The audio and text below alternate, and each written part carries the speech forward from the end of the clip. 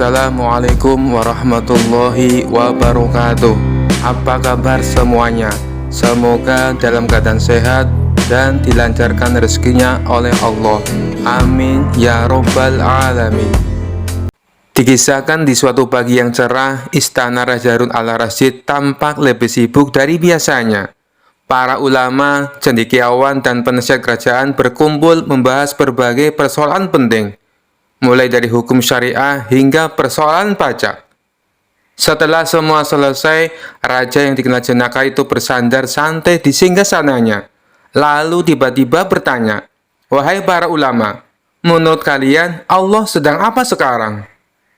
Para ulama saling menatap, sebagian terkejut, sebagian menunduk. Pertanyaan itu bukan pertanyaan biasa, tapi begitulah gaya sang raja, kadang suka menguji dengan pertanyaan yang tak terduga. Seorang ulama akhirnya menjawab dengan hati-hati, "Baginda, pertanyaan ini sangat dalam. Zat Allah tak bisa disamakan dengan manusia."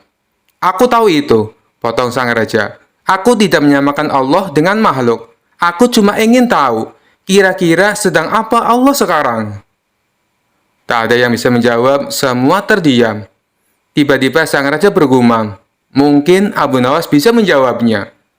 Para pengawal pun diperintahkan menjemput Abu Nawas, yang ternyata sedang duduk santai di warung kopi, mengobrol dengan teman-temannya sambil menikmati roti hangat.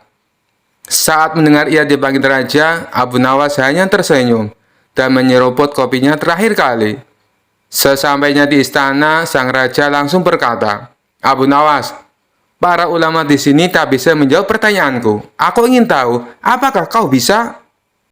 Abu Nawas memberi salam dan menjawab dengan sopan, "Baginda, bagaimana mungkin hamba hanya rakyat biasa bisa menjawab pertanyaan yang tak bisa dijawab oleh para ulama besar? Tapi tetap saja aku ingin tahu, apa yang sedang Allah lakukan sekarang?" ulang sang raja. Abu Nawas terdiam sejenak, lalu berkata, "Saya bisa menjawab, tapi dengan satu syarat." Sang raja mengangkat alis. "Apa syaratnya?" Abu Nawas menjawab dengan tenang, "Syaratnya, izinkan saya duduk di singgasana Baginda, dan Baginda sendiri duduk di tempat saya sekarang, bersama para ulama." Raja terdiam, tersenyum, lalu menuruti permintaan tersebut. Setelah posisi ditukar, Abu Nawas duduk megah di atas singgasana. Ia menatap seluruh ruangan, dan dengan suara lantang ia berkata, "Inilah jawabannya. Allah sedang membuktikan bahwa dia bisa mengangkat siapapun yang dia kehendaki ke tempat yang tertinggi, dan menurunkan siapa saja dari tempat paling tinggi ke tempat paling rendah. Hari ini Allah menunjukkan kekuasaannya melalui kursi ini. Abu Nawas duduk di atas sebagai raja, dan Raja Harun al-Rasyid duduk di bawah sebagai rakyat biasa." Suasana hening sesaat, lalu pecah oleh tawa sang raja. Ia menepuk lututnya dan berkata, "Wahai Abu Nawas, kau memang luar biasa. Pertanyaanku kau jawab dengan sindiran yang elegan dan pelajaran yang mendalam." Raja pun kembali ke singgasananya, lalu memberikan Abu Nawas hadiah emas dan kain sutra sebagai tanda kagum atas kecerdikannya. Kisah selanjutnya. Abu Nawas adalah seorang penyair yang sangat cerdik dan pintar. Namun selain sebagai penyair, Abu Nawas juga dikenal sebagai mubalik di desa tempat tinggalnya. Oleh sebab itu, suatu ketika Abu Nawas diminta untuk menjadi imam ketika hendak sholat Jumat. Selain itu, pada waktu tersebut, Abu Nawas juga diminta mengisi khutbah Jumat untuk memberikan ceramah keagamaan. Setelah mandi dan berpakaian rapi, Abu Nawas pun mulai melangkahkan kakinya menuju ke masjid. Ketika sampai di masjid, tidak lama kemudian terdengar suara adzan. Tidak lama berselang, datanglah masyarakat yang beragama Muslim dengan sangat ramai. Karena yang menjadi khotib kali ini adalah Abu Nawas, maka banyak sekali masyarakat Muslim yang datang ke masjid. Ceramah dan khutbah Abu Nawas sangat disenangi oleh masyarakat kala itu. Sebab dalam setiap ceramah keagamaan yang disampaikan oleh Abu Nawas sangat relevan terhadap isu-isu yang sedang berkembang. Akhirnya, Waktu yang ditunggu para jamaah akhirnya tiba. Abu Nawas naik ke mimbar dan segera memulai khutbahnya. Khutbah tersebut dimulai dengan salam dan berlanjut pada materi yang akan disampaikan oleh Abu Nawas. Namun pada saat berkhutbah, Abu Nawas melihat para jamaahnya yang mengantuk bahkan sampai tertidur. Melihat hal itu, kemudian Abu Nawas berteriak, "Api, api, api," dengan sangat keras. Hal tersebut sontak membuat para jamaah sangat terkejut dan berdiri mencari keberadaan api tersebut. Bahkan ada juga jamaah yang hanya saling pandang satu sama lainnya. Kemudian ada salah seorang jamaah yang menanyakan di mana apinya kepada Abu Nawas. Walau ada yang bertanya tentang demikian, Abu Nawas tetap melanjutkan khutbahnya. Kemudian keluarlah perkataan dari Abu Nawas, "Jika ada api yang dahsyat di neraka bagi mereka yang lalai dalam beribadah." Maksud dari teriakan api-api dari Abu Nawas adalah api neraka tersebut. Barang siapa yang lalai dalam beribadah, maka ia akan merasakan panasnya api neraka. Usai melakukan ceramah tentang api neraka, kemudian Abu Nawas menutup khutbahnya dengan lantunan doa-doa. Setelah itu, Abu Nawas memimpin sholat Jumat dengan khusyuk yang diikuti oleh para jamaah. Ketika sholat, para jamaah masih teringat dan terngiang-ngiang dengan api neraka yang dikatakan oleh Abu Nawas dalam khutbahnya. Walau awalnya terkesan gagal dalam memberikan ceramah keagamaan karena banyak yang mengantuk dan tertidur, namun sesungguhnya Abu Nawas berhasil membuat para jamaah untuk selalu rajin beribadah. Sebab para jamaah selalu ingat dengan khutbah Abu Nawas, di mana saat itu ia mengatakan mereka yang malas beribadah akan merasakan panasnya api neraka. Kisah selanjutnya. Suatu hari seorang Habib datang ke desa Abu Nawas dengan membawa sehelai kain yang ia klaim sebagai potongan kiswah Nabi. Habib itu mengaku bahwa kain tersebut adalah bagian dari penutup Ka'bah dan memiliki kekuatan yang luar biasa. Orang-orang di desa mendengar kabar ini langsung terpesona dan berbondong-bondong datang untuk melihat kain tersebut. Mereka percaya bahwa menyentuh kiswah akan membawa keberkahan, dan bahkan ada yang rela membayar mahal untuk mendapatkannya. Abu Nawas mendengar kabar ini dan merasa ada yang tidak beres. "Aneh sekali," gumam Abu Nawas. "Potongan kiswah sampai di sini. Bukankah itu seharusnya sangat terjaga di Mekah?" Dengan rasa penasaran, Abu Nawas datang untuk menyelidiki. Di hadapan banyak warga, Abu Nawas berjongkok di dekat Habib dan kainnya sambil tersenyum. "Wahai Habib, bolehkah hamba bertanya, benarkah ini potongan kiswah Nabi yang asli?" Habib itu dengan penuh wibawa menjawab, "Tentu saja Abu Nawas, ini adalah kain yang sangat suci, dan siapapun yang menyentuhnya akan mendapatkan keberkahan yang terhingga." Abu Nawas tersenyum kecil, lalu ia berpura-pura terpesona dan berkata, "Oh, betapa beruntungnya kita. Tapi bagaimana kalau kita pastikan keasliannya? Bukan aku meragukanmu, wahai Habib, tapi kain ini seharusnya memiliki kekuatan yang luar biasa." Sang Habib mulai gelisah, namun ia berusaha tetap tenang. "Tentu Abu Nawas, bagaimana caramu ingin membuktikannya?" Abu Nawas kemudian mengeluarkan sebaskom air dan berkata dengan suara lantang, "Karena kiswah asli tidak akan luntur atau berubah warna, bagaimana jika kita celupkan sedikit kain ini ke dalam air? Bukankah keaslian yang sejati tak akan terpengaruh oleh dunia ini?" Sang Habib terdiam, namun warga mulai bersorak, "Setuju, setuju, mari kita lihat kebenarannya." Dengan hati-hati, Abu Nawas mengambil ujung kain tersebut dan mencelupkannya ke dalam air. Begitu kain itu terendam, seketika air di baskom berubah menjadi hitam. Warna kainnya luntur, dan Habib itu pun terbongkar ketoknya di depan warga. Sang Habib mencoba berdalih, mungkin ini karena sudah lama, dan mungkin terkena debu. Namun Abu Nawas tersenyum sambil berkata, "Wahai Sang Habib, Keberkahan itu bukan dari sehelai kain, apalagi kain yang kita tidak tahu asal-usulnya. Kain ini justru mengingatkan untuk selalu jujur dan tidak menipu. Para warga pun tertawa melihat tingkah Habib itu dan sadar bahwa mereka hampir tertipu. Dengan malu, sang Habib itu segera meninggalkan desa. Sementara Abu Nawas pulang dengan perasaan yang puas karena berhasil menyelamatkan warga dari penipuan dengan cara yang cerdik dan lucu. Sejak hari itu, warga semakin berhati-hati dan tak lagi mudah percaya. Kisah selanjutnya.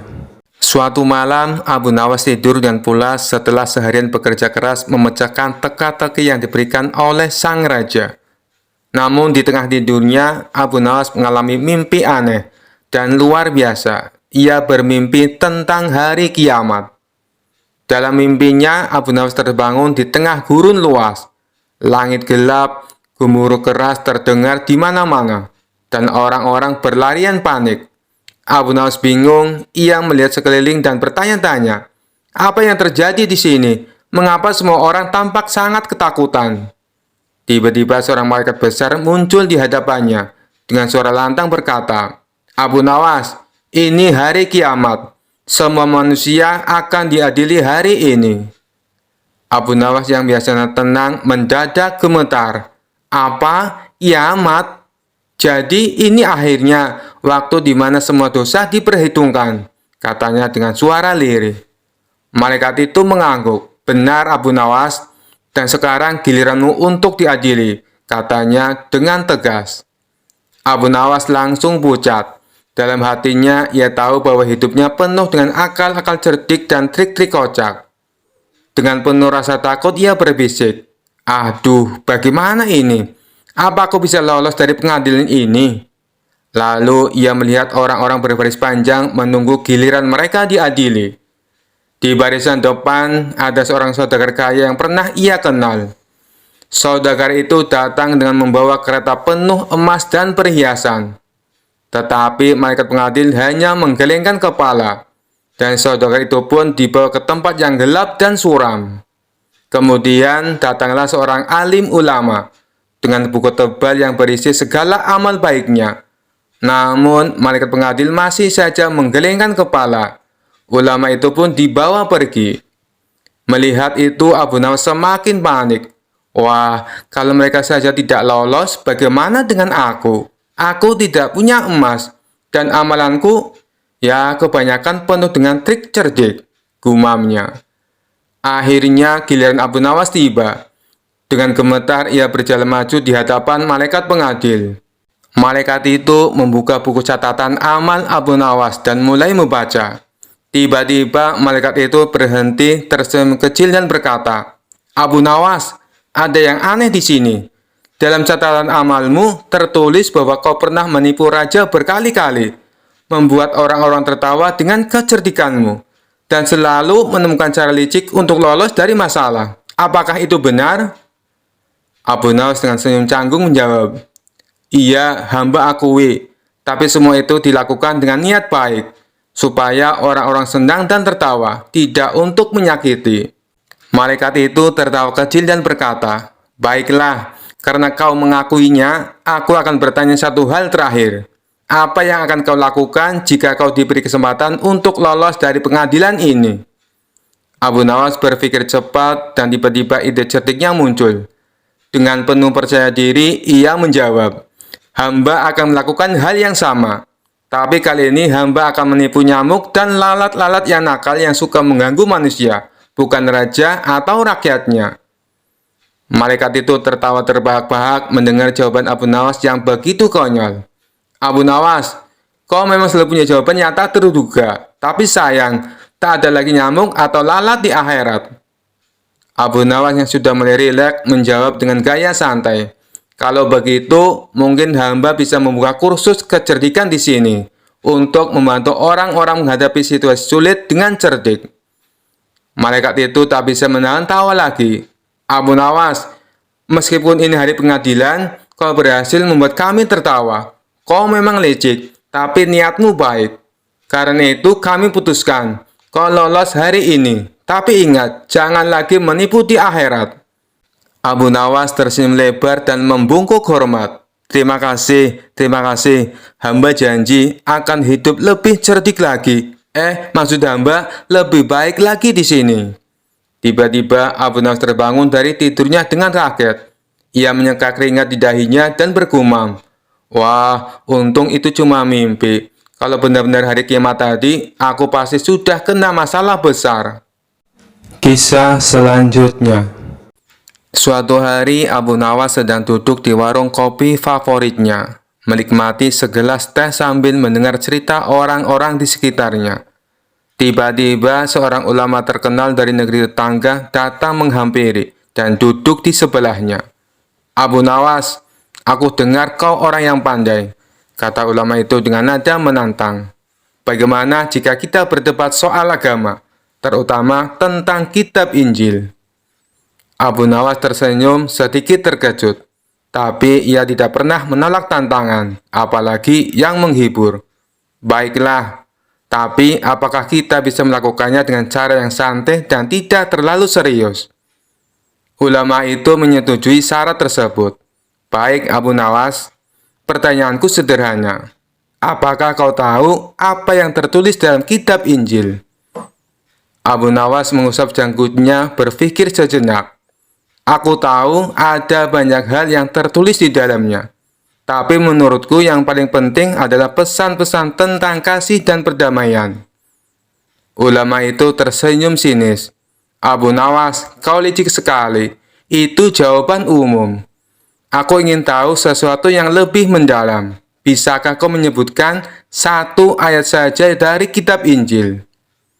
Abu Nawas mengerutkan dahi, lalu dengan santai berkata, baiklah, tapi kita harus adil. Sebelum aku menjawab pertanyaanmu, biarkan aku bertanya satu hal padamu.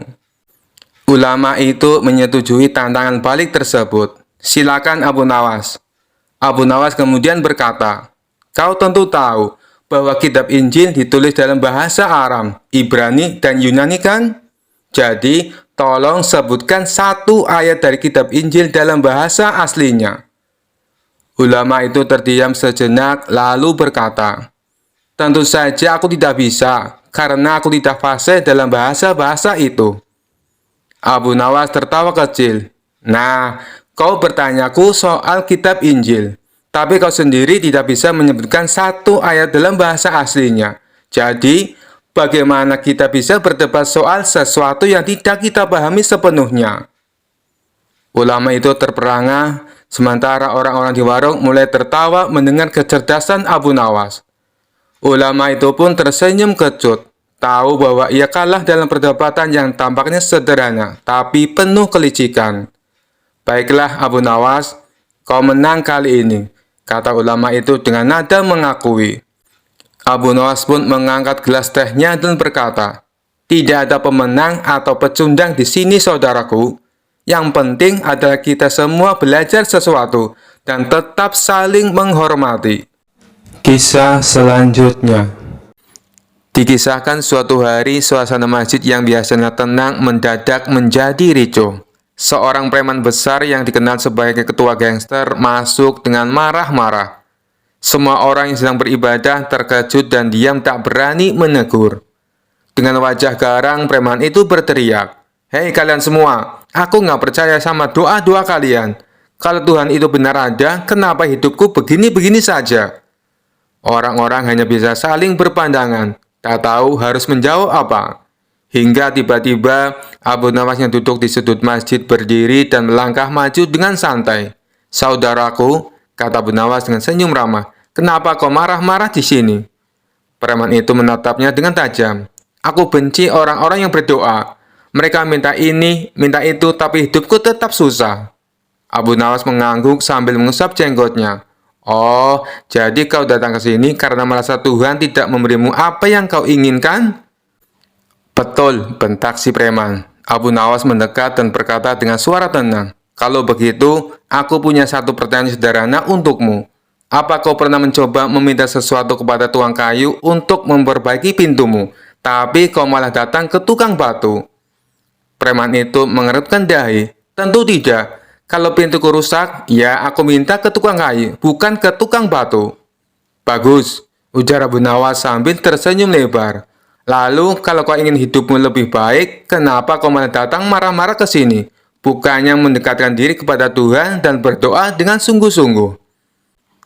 Preman itu terdiam, merasa malu, tapi ia tak mau kalah begitu saja, lalu membalas, "Tapi aku sudah lama berdoa, kenapa Tuhan tidak juga mengabulkan permintaanku?" Abu Nawas tertawa kecil. "Aku tahu, kau punya banyak anak buah kan?" "Ya, kenapa?" jawab preman itu dengan bangga. "Kalau salah satu anak buahmu hanya datang kepadamu untuk meminta uang dan tidak pernah benar-benar bekerja, apakah kau akan memberinya uang begitu saja?" tanya Abu Nawas sambil mengangkat alis. "Tentu tidak. Aku hanya memberi kepada yang pantas dan setia kepadaku," jawab si preman. "Nah, begitu juga Tuhan. Dia tidak memberi begitu saja kepada orang yang datang hanya untuk meminta, tanpa benar-benar menunjukkan kesetiaan dan usahanya," jelas Abu Nawas.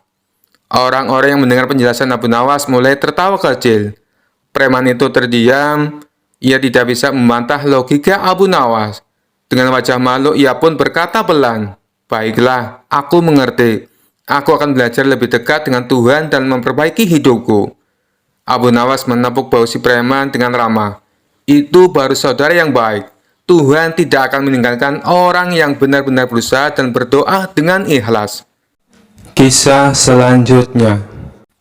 Al-Kisah, datanglah segerombolan prajurit dari istana atas perintah Raja Harun al-Rasyid untuk menangkap Abu Nawas di kediamannya. Abu Nawas dikabarkan telah menghilang cukup lama entah kemana. Tidak ada satupun yang tahu keberadaannya saat itu, termasuk istrinya sendiri. Tiba-tiba ia muncul dari persembunyiannya itu dan pulang kembali ke rumah untuk menemui istrinya. "Suamiku, para prajurit kerajaan tadi pagi mencarimu." "Ya, istriku, ini urusan gawat. Aku baru saja menjual Sultan Harun al-Rasyid menjadi budak." "Apa? Raja kujadikan budak? Kenapa kau lakukan itu, suamiku?" "Supaya dia tahu, di negerinya ada praktek jual beli budak. Dan jadi budak itu sengsara." "Sebenarnya maksudmu baik, tapi Baginda pasti marah. Buktinya, para prajurit diperintahkan untuk menangkapmu. Menurutmu, apa yang akan dilakukan Sultan Harun al-Rasyid kepadaku? Pasti kau akan dihukum berat." "Gawat, aku akan mengerahkan ilmu yang kusimpan." Abu Nawas masuk ke dalam. Ia mengambil air wudhu lalu mendirikan sholat 2 rakaat. Kemudian berpesan kepada istrinya apa yang harus dilakukan ketika Baginda Raja datang. Tidak berapa lama kemudian tetangga Abu Nawas geger, karena istri Abu Nawas menjerit-jerit. "Ada apa?" tanya tetangga Abu Nawas sambil tergopoh-gopoh. "Suamiku mati." "Hah? Abu Nawas mati?" "Iya."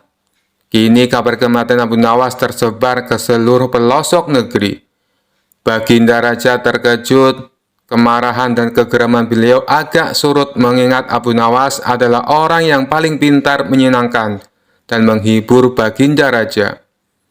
Baginda Raja beserta beberapa pengawal istana beserta tabib istana segera menuju rumah Abu Nawas. Tabib segera memeriksa Abu Nawas. Sesaat kemudian, ia memberi laporan kepada Baginda Raja bahwa Abu Nawas memang telah mati beberapa jam yang lalu. Setelah melihat sendiri tubuh Abu Nawas terbujur kaku tak berdaya, Baginda Raja merasa terharu dan meneteskan air mata. Beliau bertanya kepada istri Abu Nawas, "Adakah pesan terakhir Abu Nawas untukku?" "Ada, Paduka yang mulia," kata istri Abu Nawas sambil menangis. "Katakanlah," kata Baginda Raja. "Suami hamba, Abu Nawas, memohon sudilah kiranya Baginda Raja mengampuni semua kesalahannya, baik di dunia maupun di akhirat di depan rakyat," kata istri Abu Nawas terbata-bata. "Baiklah, kalau itu permintaan Abu Nawas," kata Baginda Raja menyanggupi. Jenazah Abu Nawas diusung di atas keranda. Kemudian Baginda Raja mengumpulkan rakyatnya di tanah lapang. Beliau berkata, "Wahai rakyatku, dengarkanlah bahwa hari ini aku, Sultan Harun al-Rasyid, telah memaafkan segala kesalahan Abu Nawas yang telah diperbuat terhadap diriku dari dunia hingga akhirat, dan kalianlah sebagai saksinya." Tiba-tiba dari dalam keranda yang terbungkus kain hijau terdengar suara keras, "Syukur!" Seketika pengusung jenazah ketakutan, apalagi melihat Abu Nawas bangkit berdiri seperti mayat hidup.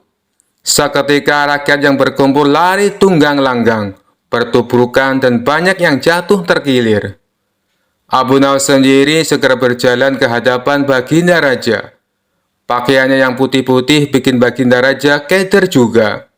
"Kau sebenarnya mayat hidup atau memang kau hidup lagi?" tanya Baginda Raja dengan gemetar. "Hamba masih hidup, tuanku. Hamba mengucapkan terima kasih yang tak terhingga atas pengampunan tuanku." "Jadi kau masih hidup?"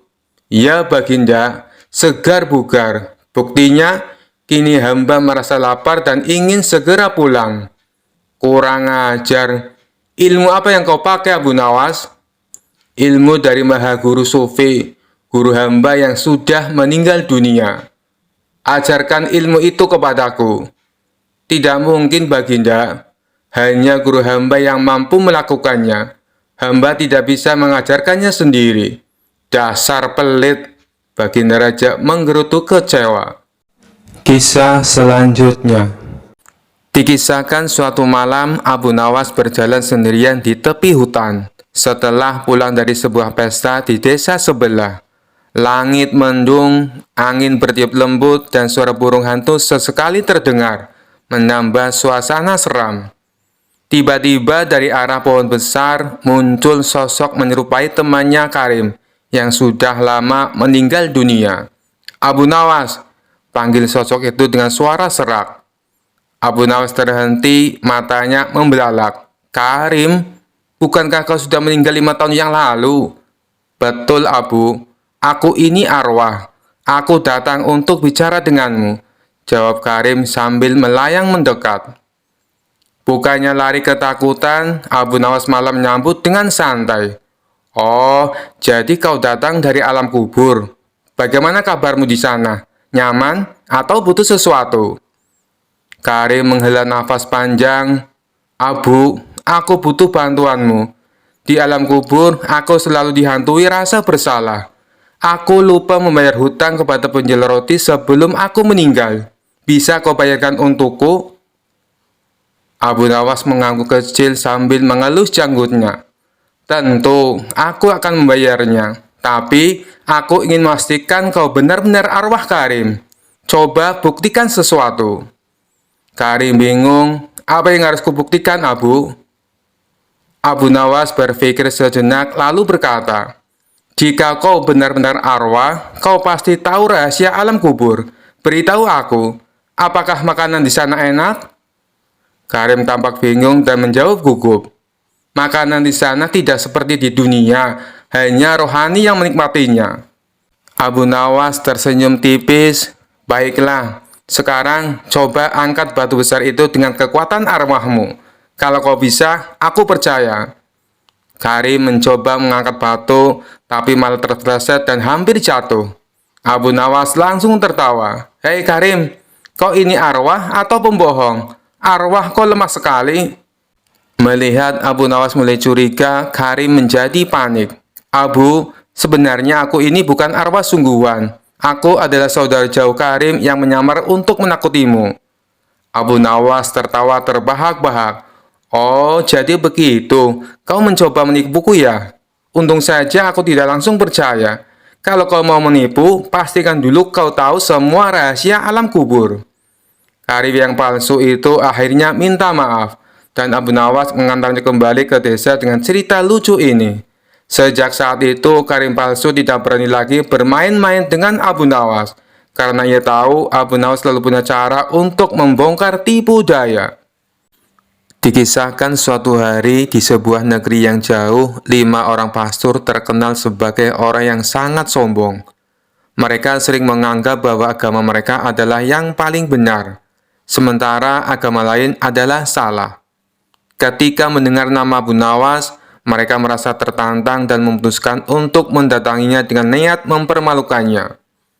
"Jika kau bisa memenangkan perdebatan melawan kami berlima, kami akan mengakui kebenaranmu," kata salah seorang pastor dengan nada congkak. "Baiklah," jawab Abu Nawas dengan senyum tenang. "Tapi jika aku kalah, aku akan mengikuti apa yang kalian yakini."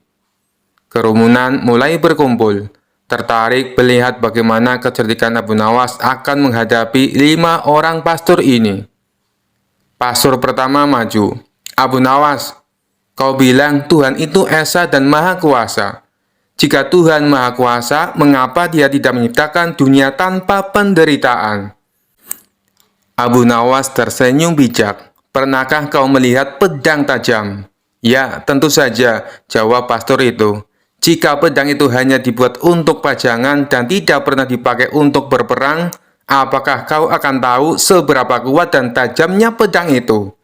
"Tentu tidak," jawab pastor mulai bingung. Begitu pula manusia. Tuhan memberi ujian dan penderitaan agar manusia menunjukkan kekuatan iman dan kesabarannya. Tanpa ujian, manusia tidak akan pernah tahu seberapa besar keimanannya kepada Tuhan. Pastor pertama terdiam, tidak bisa membantah logika Abu Nawas. Pastor kedua maju dengan wajah serius. "Kalau Tuhan itu ada, mengapa Dia tidak menunjukkan dirinya kepada kita?" Abu Nawas tertawa kecil. "Kau tahu cahaya matahari?"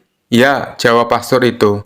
"Bisakah kau menatap matahari langsung dalam waktu lama tanpa merasa sakit di mata?"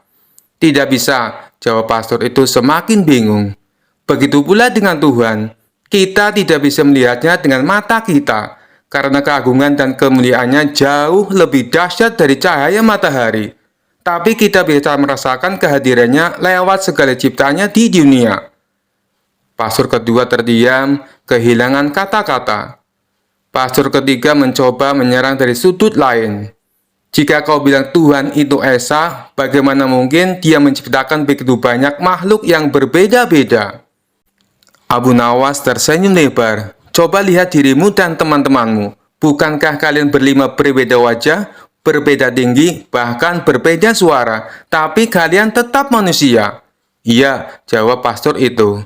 "Begitu pula Tuhan. Dia Esa, tapi kekuasaannya meliputi segala ciptaan yang berbeda-beda. Tuhan yang sama menciptakan langit dan bumi, manusia dan hewan, siang dan malam, karena keesaannya justru terbukti dari kebesaran ciptaannya." Pastor ketiga hanya bisa mengangguk-angguk. Pastor keempat mulai cemas, tapi tetap mencoba peruntungannya. "Bagaimana kau bisa yakin bahwa surga dan neraka itu benar-benar ada?" Abu Nawas mengambil segelas air dingin dan semangkok sup panas. "Mana yang lebih menyegarkan saat kau sedang haus?" "Tentu saja air dingin," jawab pastor itu. "Dan mana yang membuatmu tidak nyaman jika kau memasukkan tangan ke dalamnya?" tanya Abu Nawas sambil menunjuk semangkuk sup panas. "Sup panas," jawab pastor itu. "Nah, itulah bukti sederhana. Jika di dunia saja ada rasa nyaman dan tidak nyaman, maka di akhirat ada surga sebagai tempat nyaman, dan neraka sebagai tempat tidak nyaman. Logikanya sama." Pastor keempat terdiam, tak mampu menjawab. Pastor kelima yang paling sombong di antara mereka mencoba pertanyaan terakhir. "Jika Tuhan itu Maha Pengampun, mengapa Dia tidak mengampuni semua orang tanpa syarat?" Abu Nawas tersenyum tipis. "Jika ada seorang murid malas yang tidak belajar sama sekali, apakah kau akan berinya nilai tinggi tanpa dia berusaha?" "Tentu tidak," jawab pastor itu cepat. "Begitu pula Tuhan. Tuhan Maha Pengampun, tapi pengampunannya diberikan kepada mereka yang mau bertobat dan berusaha menjadi lebih baik. Pengampunan tanpa syarat hanya akan membuat manusia lalai dan tidak bertanggung jawab." Pastor kelima pun terdiam, tak mampu membantah Abu Nawas. Setelah mendengar semua jawaban Abu Nawas, kelima pastor itu saling berpandangan. Mereka akhirnya mengakui kekalahan mereka. Dengan suara lirih, salah satu pastor berkata, "Abu Nawas, kau benar. Kami datang dengan niat untuk mempermalukanmu, tapi justru kami yang dipermalukan oleh kecerdasan dan kebenaranmu. Ajaran kami lebih banyak tentang keimananmu." Abu Nawas tersenyum bijak. Kalian telah membuat keputusan yang tepat. Kebenaran adalah milik Tuhan, dan siapapun yang mencarinya dengan hati yang ikhlas akan menemukannya. Kelima pastor itu pun akhirnya meninggalkan keyakinan lama mereka dan memeluk ajaran yang dibawa oleh Abu Nawas. Kisah selanjutnya. Kisah selanjutnya. Suatu hari Raja Harun al-Rasyid sedang berbincang dengan para penasehatnya. Mereka berbincang tentang kiamat dan bagaimana gambaran akhir dunia menurut kepercayaan masing-masing. Tiba-tiba Raja mendapat ide usil dan memanggil Abu Nawas. Abu Nawas, panggil Raja. Ya Baginda, ada perintah apa kali ini? Jawab Abu Nawas dengan nada waspada. Raja tersenyum licik.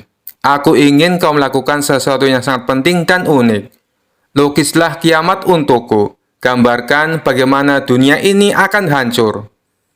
Abu Nawas terkejut. Melukis kiamat, Baginda. Itu tugas yang luar biasa sulit. Bagaimana aku bisa menggambarkan sesuatu yang belum pernah kulihat? Raja tertawa. Itu urusanmu. Kau punya waktu 3 hari. Jika gagal, kau akan dihukum. Abu Nawas pulang dengan pikiran berkecamuk. Bagaimana aku melukis kiamat? Aku bahkan belum pernah melihatnya, gumamnya. Tapi seperti biasa, Abu Nawas tidak mau menyerah begitu saja. Ia mengambil kanvas, kuas, dan cat. Sepanjang hari, ia hanya duduk termenung sambil menatap kanvas kosong. Pada hari kedua, Abu Nawas mulai mengerjakan lukisan kiamat. Ia mencoret-coret kanvas dengan sembarangan. Garis-garis zigzag, lingkaran yang tak beraturan, dan percikan cat di mana-mana. Hasilnya, lukisan itu lebih mirip coretan anak kecil yang bermain cat. Tetangga yang melihat bertanya, Abu Nawas, apa itu? Apa ini gambaran kiamat? Abu Nawas tersenyum. Tentu saja, bukankah kiamat pasti penuh kekacauan? Ini sangat akurat. Tibalah hari ketiga. Abu Nawas membawa kanvas ke istana. Raja dan seluruh pejabat istana sudah berkumpul, penasaran dengan hasil karya Abu Nawas. Raja berkata, Abu Nawas, tunjukkanlah kepada kami lukisan kiamatmu. Dengan percaya diri, Abu Nawas membuka kain penutup kanvas. Semua orang tercengang melihat lukisan itu. Warnanya berantakan, tak ada bentuk yang jelas dan penuh coretan. Raja mencoba menahan tawa. Apa ini Abu Nawas? Apakah ini yang kau sebut lukisan kiamat? Abu Nawas menjawab dengan tenang. Ya Baginda, kiamat itu adalah kehancuran, kekacauan, dan ketidakjelasan. Lukisan ini mencerminkan semua itu. Bukankah ini sangat akurat? Raja tertawa terbahak-bahak. Kau benar-benar pintar, Abu Nawas. Aku tak bisa membantah logikamu.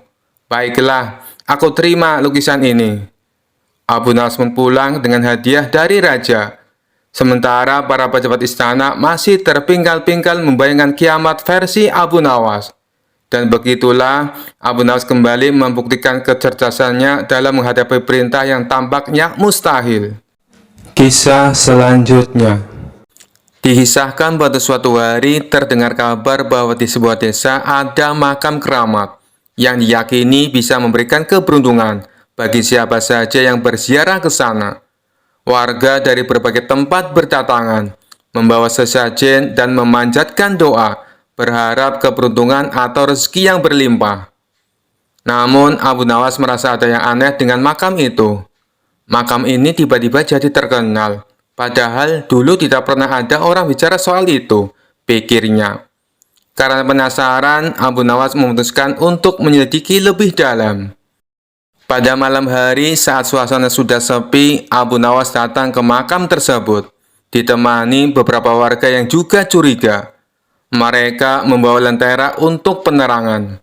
Sesampainya di sana, Abu Nawas melihat banyak sesajen yang ditinggalkan. Dia mengamati makam itu dengan seksama, lalu menemukan sebuah tanda yang janggal.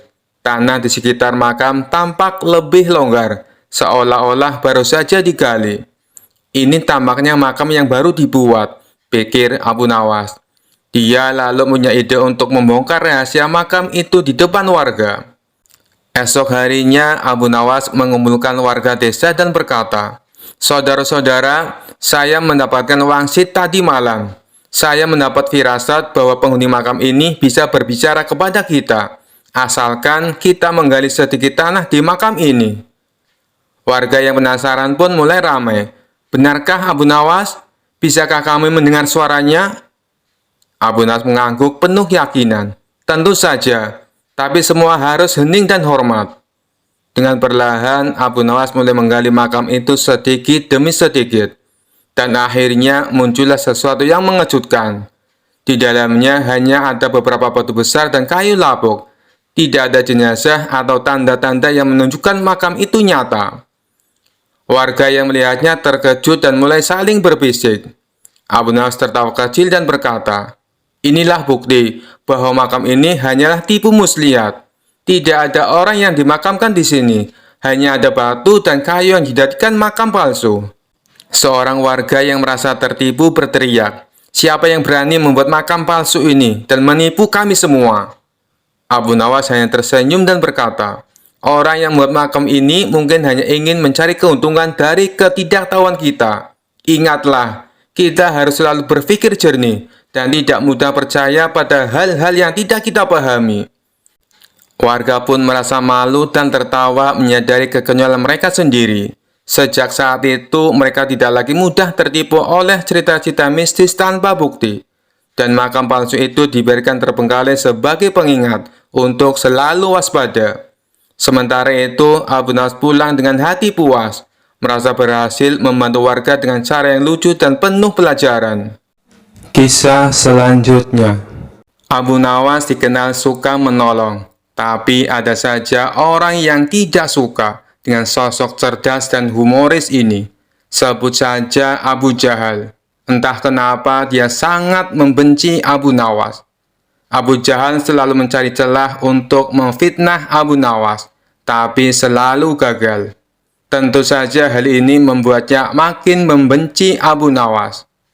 Sampai suatu ketika Abu Jahal mempunyai rencana yang licik. Dia hendak menjebak Abu Nawas, supaya namanya menjadi buruk di mata masyarakat. Esok harinya Abu Jahal mulai mengatur strategi. Ia pergi ke pasar untuk membeli sandal. Sandal yang ia beli sama persis dengan kepunyaan Abu Nawas. Abu Jahal juga membayar orang suruhan untuk mengambil keledainya sendiri pada malam hari. Setelah malam tiba, Abu Jahal mulai menjalankan aksinya. Dia sengaja menaruh keledainya di depan rumah dan meletakkan sandal yang sama persis dengan sandal Abu Nawas di halaman rumahnya. Tidak lama kemudian, datanglah orang bayaran Abu Jahal untuk mengambil keledai di depan rumahnya. Setelah orang bayarannya sudah benar-benar menghilang, Abu Jahal mendadak berteriak, "Maling, maling, keledaiku dicuri maling!" Teriak Abu Jahal pura-pura panik. Sontak teriakan Abu Jahal mengundang perhatian para tetangganya. Mereka lalu berduyun-duyun mendatangi rumah Abu Jahal. "Ada apa Abu Jahal?" tanya salah satu tetangganya. "Keledaiku dicuri maling, tapi malingnya sempat aku pergoki," jawab Abu Jahal. "Kamu berhasil mengenal wajahnya Abu Jahal?" tanya tetangga yang lain. "Enggak sih, karena waktu aku memergoki, malingnya langsung panik dan lari terbirit-birit sampai meninggalkan sandalnya," kata Abu Jahal sambil menunjukkan sandal di halamannya. "Loh, ini kok seperti sandal Abu Nawas? Tapi masa iya sih Abu Nawas mencuri keledaimu?" ujar tetangganya tidak percaya. "Ya, namanya orang lagi khilaf, apapun pasti dilakukannya. Apalagi sekarang Abu Nawas sudah lama tidak diberi hadiah baginda raja. Pastinya dia tidak punya uang lagi untuk beli makanan," ucap Abu Jahal memprovokasi. Akibat hasutan Abu Jahal ini, para warga mulai tersulut emosinya. Abu Nawas yang sedang asik tidur di rumahnya langsung dipaksa dan diarak warga menuju istana. "Ada apa ini? Apa yang kalian lakukan?" tanya Abu Nawas bingung. "Sudah, kamu diam saja. Kamu harus mempertanggungjawabkan perbuatanmu," tegas Abu Jahal. Dalam hati Abu Jahal berkata, Kali ini aku berhasil menjebakmu, Abu Nawas. Ia pun tersenyum jahat kepada Abu Nawas. Setibanya di istana, Baginda Raja kaget. Ada rombongan warga datang. Terlebih lagi di situ ada Abu Nawas dengan kondisi tangan terikat. "Ada apa ini? Kenapa malam-malam datang kemari?" tanya Baginda Raja. "Ampun Paduka yang mulia, hamba mau melaporkan. Keledai hamba dicuri Abu Nawas," jawab Abu Jahal. Abu Nawas yang mendengar pengaduan Abu Jahal hanya terdiam. Ia menunggu saat yang tepat untuk membongkar kedok Abu Jahal. "Memangnya kamu punya buktinya, Abu Jahal? Apakah keledaimu ada di rumah Abu Nawas?" tanya Baginda Raja. "Keledainya memang tidak ada di rumah Abu Nawas. Bisa saja dia menaruhnya di tempat lain, Paduka yang mulia. Tapi saya punya bukti yang lain," ucapnya. "Coba tunjukkan bukti yang kamu punya, Abu Jahal," perintah Baginda Raja. Ia lalu menunjukkan sandal yang mirip dengan milik Abu Nawas. "Ini buktinya, Paduka yang mulia. Waktu hamba memergoki, Abu Nawas lari terbirit-birit sampai meninggalkan sandalnya di halaman rumah hamba," tutur Abu Jahal. "Apa benar itu sandal kamu, Abu Nawas?" tanya Baginda Raja kepada Abu Nawas. "Bukan, Baginda Raja, tapi sandal itu memang mirip dengan sandal hamba," jawab Abu Nawas. "Kamu jangan mencoba mengelak, Abu Nawas. Jelas-jelas itu sandalmu," bentak Abu Jahal. Sudah, berikan sandal itu kepadaku," pinta Baginda Raja kepada Abu Jahal. Setelah Abu Jahal memberikan sandal tersebut, Baginda Raja lalu memanggil Abu Nawas. "Abu Nawas, kemarilah. Coba pakai sandal ini," perintah Baginda Raja. Setelah dicoba, sandal yang dibawa Abu Jahal tidak muat di kaki Abu Nawas. Melihat hal itu, Abu Jahal mulai belingsatan. Mukanya pucat dan keringat dingin mulai keluar dari tubuhnya. "Ini jelas-jelas bukan sandal Abu Nawas. Kamu jangan menuduh orang sembarangan. Atau jangan-jangan kamu ingin memfitnah Abu Nawas," bentak Baginda Raja geram kepada Abu Jahal.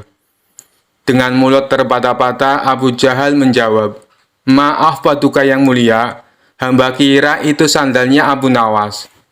Ternyata Abu Jahal salah perhitungan saat membeli sandal yang mirip dengan sandal Abu Nawas. Abu Jahal tidak mencocokkan dengan ukuran kaki Abu Nawas. Di saat Abu Jahal mulai terbongkar rencana busuknya, Abu Nawas langsung melancarkan aksinya. "Begini Paduka yang mulia, sebenarnya Abu Jahal sudah berulang kali mencoba berbuat jahat, tapi rencananya selalu bisa hamba gagalkan," ungkap Abu Nawas. Perkataan Abu Nawas ini juga dibenarkan oleh para warga. "Benar Baginda, benar apa yang dikatakan Abu Nawas. Kami sungguh sangat menyesal dan kecewa, karena kali ini kami termakan hasutan Abu Jahal. Kami minta maaf Abu Nawas," ucap para warga. Abu Nawas pun memaafkannya, karena pada dasarnya mereka hanya termakan hasutan Abu Jahal. Sementara Abu Jahal langsung dimasukkan ke penjara atas perbuatan yang dilakukan. Kisah selanjutnya. Dikisahkan pada suatu hari, seorang ulama terkenal yang sangat terpandang datang ke kota tempat Abu Nawas tinggal. Ulama tersebut dikenal suka berdebat dan selalu ingin menunjukkan bahwa dirinya paling benar. Mendengar tentang Abu Nawas yang cerdik, ulama itu merasa tertantang dan berniat menguji kepintaran Abu Nawas. "Abu Nawas, aku mendengar kau orang yang terkenal cerdik dan selalu punya jawaban untuk segala hal. Mari kita berdebat tentang satu hal penting. Apa itu kebenaran?" tantang sang ulama di hadapan banyak orang. Abu Nawas tersenyum santai. "Baiklah, wahai ulama besar, mari kita debatkan kebenaran. Kau duluan, silahkan jelaskan apa itu kebenaran." Ulama itu pun berkata dengan penuh percaya diri, "Kebenaran adalah apa yang dikatakan dalam kitab. Semua yang bertentangan dengan kitab adalah kebohongan." Abu Nawas mengangguk-angguk seolah setuju, lalu bertanya, "Bagus sekali. Tapi aku ingin bertanya, jika ada dua orang yang sama-sama mengaku benar, bagaimana kita bisa tahu siapa yang benar di antara mereka? Ulama itu terdiam sejenak, lalu menjawab, tentu saja yang benar adalah orang yang ilmunya lebih tinggi. Kalau begitu, lanjut Abu Nawas, kalau ada dua orang berilmu yang saling bertentangan pendapat, siapa yang paling benar? Ulama mulai tampak bingung, tetapi tetap menjawab, yang benar adalah orang yang lebih bijaksana. Abu Nawas tersenyum lagi. Wah, bagus sekali. Tapi aku ingin tahu, bagaimana kita bisa tahu siapa yang lebih bijaksana? Kini ulama itu mulai berkeringat karena pertanyaan Abu Nawas semakin sulit dijawab. Ya, tentu orang yang lebih dihormati oleh masyarakat, jawab ulama dengan suara agak gemetar. Abu Nawas tertawa kecil. Wahai ulama, kalau begitu kebenaran ditentukan oleh siapa yang paling dihormati, bukan? Tapi bukankah kita sering melihat orang yang dihormati juga bisa melakukan kesalahan? Para hadirin mulai tertawa kecil mendengar pertanyaan Abu Nawas yang makin tajam. Ulama itu merasa semakin terpojok. Dengan kesal ia berkata, "Kau ini hanya berusaha mempermalukan aku, Abu Nawas. Katakan saja, menurutmu apa itu kebenaran?" Abu Nawas dengan senyum penuh arti berkata, "Kebenaran itu seperti matahari di pagi hari. Ia pasti muncul, tetapi kadang tertutup oleh awan. Artinya, kebenaran sejati itu ada, tapi seringkali tertutupi oleh kesombongan orang-orang yang mengaku paling benar." Semua orang yang hadir bertepuk tangan mendengar jawaban Abu Nawas. Ulama itu tak bisa berkata apa-apa lagi dan akhirnya mengakui kecerdikan Abu Nawas. Kisah selanjutnya. Dikisahkan Abu Nawas mempunyai tetangga yang licik yang bernama Abu Jahal. Abu Jahal mempunyai kebun yang ditanami berbagai macam buah-buahan. Kebun Abu Jahal ini berdekatan dengan kebun milik Abu Nawas. Kebun milik Abu Nawas hanya dibatasi tumpukan batu. Sedangkan Abu Jahal berkeinginan menambah luas area kebunnya. Abu Jahal berpikir keras agar keinginannya bisa terwujud. Hal ini sampai membuatnya dia susah untuk tidur. Kemudian terlintas niat jahat di benaknya. Aku harus melakukannya sekarang, mumpung waktunya sudah malam, pikir Abu Jahal. Di tengah malam gelap gulita, Abu Jahal langsung pergi menuju kebun miliknya. Ia mencari pembatas tumpukan kayu yang menjadi pemisah antar kebunnya dan kebun milik Abu Nawas. Setelah menemukannya, Abu Jahal mulai mengangkat satu persatu batunya, lalu memindahkan ke area kebun milik Abu Nawas. Dengan begitu, luas kebun milik Abu Jahal menjadi bertambah luas. Setelah selesai, dia kembali pulang ke rumahnya dengan sembunyi-sembunyi. Dia senang dengan apa yang dilakukannya. Selama beberapa hari, Abu Nawas tidak menyadari dengan perbuatan Abu Jahal. Abu Nawas masih santai menanam buah-buahan di area yang telah dicuri Abu Jahal. Seiring berjalannya waktu, buah yang ditanami Abu Nawas kini berbuah. Buahnya besar-besar dan segar. Melihat hal itu, Abu Jahal merasa senang. Ia pun segera memanen tanaman buah tersebut. Berapa lama kemudian datanglah Abu Nawas. Dia sangat terkejut melihat Abu Jahal memanen tanaman buah miliknya. "Apa yang kamu lakukan?" tanya Abu Nawas heran. "Aku sedang memanen buah yang ada di kebunku," jawab Abu Jahal dengan sangat enteng. "Apa kau bilang? Ini masih area kebunku, Abu Jahal," balas Abu Nawas. "Hei Abu Nawas, kamu mengigo ya? Coba kau lihat batu pembatasnya," jawab Abu Jahal. Abu Nawas terdiam. Kenapa tumpukan batunya bisa pindah ya? Atau aku yang kurang teliti, pikirnya. "Tapi kan buah itu aku yang menanamnya, Abu Jahal," ucap Abu Nawas. "Itu sih salahmu sendiri. Kenapa menanam buah di area kebunku? Berarti ini adalah milikku," sahut Abu Jahal. "Kurang ajar. Ini pasti ada yang tidak beres, kata Abu Nawas dalam hati. Hai Abu Jahal, kamu pasti memindahkan tumpukan batu itu kan? Tanya Abu Nawas geram. Jangan fitnah kamu, aku bisa mengadukannya kepada Tuan Hakim. Balas Abu Jahal. Ayo, kita selesaikan masalah ini di depan Tuan Hakim. Timpal Abu Nawas. Mereka pun menghadap Tuan Hakim. Di hadapan Tuan Hakim, Abu Nawas dan Abu Jahal saling mengadukan masalahnya. Jujur saja aku sangat bingung siapa di antara kalian yang benar. Tapi sepertinya aku lebih mempercayai Abu Jahal, kata Tuan Hakim. Kenapa Tuan Hakim begitu mudah memutuskan hal ini? Anda kan hakim yang terkenal bijak, harusnya lebih berhati-hati dalam memutuskan, balas Abu Nawas. Sudahlah Abu Nawas, terima saja keputusan hakim. Toh area kebunmu masih juga luas, ucap Abu Jahal. Enak saja kamu bicara, kamu telah mencuri lahanku. Kamu sengaja memindahkan tumpukan batu yang menjadi pembatas, bentak Abu Nawas. Aku harap kalian berdua diam. Apa yang akan aku putuskan tidak bisa diganggu-gugat. Keputusanku adalah tanah yang kamu tanami buah adalah milik Abu Jahal, kata Tuan Hakim. Mendengar hal itu, Abu Jahal merasa sangat senang.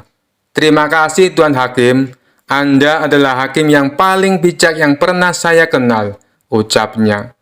Sementara Abu Nawas hanya bisa pasrah menerima keputusan tersebut. Asik, sekarang aku punya kebun yang lebih luas dari Abu Nawas, ungkap Abu Jahal dalam hati kegirangan. Oh iya Abu Jahal, berapa luas kebunmu? Tanya Tuan Hakim. Luasnya 1,5 hektar Tuan Hakim, jawab Abu Jahal. Kalau kamu Abu Nawas, berapa luas kebunmu? Tanya Tuan Hakim kembali.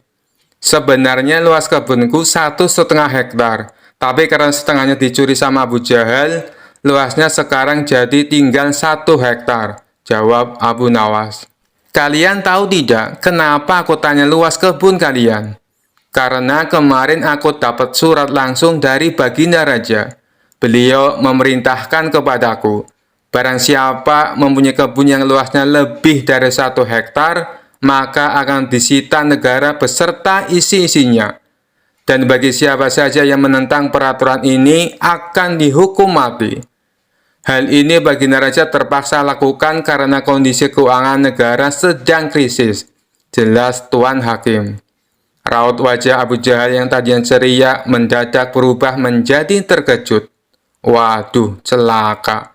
Aku akan kehilangan kebunku, pikir dia ketakutan. Maaf Tuan Hakim, sebenarnya luas kebunku hanya 1 hektar, tutur Abu Jahal. Tadi kamu bilang katanya luas kebunmu 1,5 hektar. Sekarang bilangnya 1 hektar. Kamu jangan main-main Abu Jahal, bentak Tuan Hakim. Aku berani bersumpah Tuan Hakim, kebunku memang luasnya hanya 1 hektar. Tumpukan batu yang jadi pembatas antara kebunku dan kebun milik Abu Nawas telah aku pindah dari tempatnya, ujar Abu Jahal. Oh, begitu. Jadi tanah yang ditanam buah oleh Abu Nawas sebenarnya masih area kebun dia, tanya Tuan Hakim memastikan. Benar Tuan Hakim, jawab Abu Jahal. Bagaimana denganmu Abu Nawas? Apakah benar luas kebunmu 1,5 hektar? Tanya Tuan Hakim kepada Abu Nawas. Benar Tuan Hakim, jawab Abu Nawas pasrah. Nah, kalau begini kan jelas siapa yang sebenarnya berbohong. Pengawal, tangkap Abu Jahal dan masukkan ke penjara karena telah mencuri kebun milik Abu Nawas, perintah Tuan Hakim. Tapi Tuan Hakim, kebunku tidak disitakan? Tanya Abu Jahal khawatir. Tidak ada yang namanya penyitaan, itu hanya trik saja, supaya bisa menyelesaikan perkara kalian berdua dengan adil, balas Tuan Hakim. Mendengar hal itu, Abu Jahal langsung terkulai lemas. Sementara Abu Nawas tersenyum bahagia karena bisa mendapatkan kembali luas kebunnya. Kisah selanjutnya. Suatu hari Abu Nawas sedang duduk santai di bawah pohon rindang bersama teman-temannya. Mereka sedang asik berbincang-bincang ringan ketika tiba-tiba salah seorang teman mengajukan pertanyaan yang cukup unik. Menurut kalian, apakah kucing bisa masuk surga? Pertanyaan itu langsung mengundang gelak tawa dari semua orang. Namun, Abu Nawas malah terlihat serius memikirkan pertanyaan tersebut. Pertanyaan yang menarik, ujar Abu Nawas sambil menggaruk-garuk dagunya. Kalau menurutku, kucing itu makhluk yang sangat istimewa. Mereka setia, lembut, dan kadang-kadang bisa sangat lucu. Lalu, apa hubungannya dengan surga? Tanya salah seorang temannya sambil tertawa. Sabar, sabar, jawab Abu Nawas. Kita tahu bahwa di surga ada segala sesuatu yang kita inginkan. Ada sungai susu, madu, dan anggur. Ada bidadari yang cantik-cantik. Nah, bagaimana kalau di surga juga ada tikus? Kucing kan suka banget sama tikus. Jadi, kalau ada tikus di surga, pasti ada kucing juga dong. Semua orang terdiam sejenak, berpikir keras tentang logika Abu Nawas. Ada yang mengangguk setuju, ada juga yang menggeleng-geleng kepala sambil tertawa. Tapi Abu Nawas, kata seorang teman, kan tidak mungkin kucing yang suka main-main sama benang dan suka tidur-tiduran bisa masuk surga. Abu Nawas tertawa terbahak-bahak. Kenapa tidak mungkin? Kucing itu kan juga makhluk ciptaan Allah. Siapa tahu Allah punya rencana khusus untuk kucing-kucing kesayangan kita di surga. Mungkin mereka diberi tugas untuk menjaga taman surga atau menemani para bidadari bermain. Mendengar jawaban Abu Nawas, semua orang semakin terpingkal-pingkal. Mereka menyadari bahwa Abu Nawas memang pandai sekali dalam mengocok perut orang dengan logikanya yang leneh. Sekian dulu perjumpaan kita kali ini. Sampai bertemu lagi di kisah-kisah selanjutnya. Terima kasih yang sudah subscribe dan setia menonton channel ini. Wassalamualaikum warahmatullahi wabarakatuh.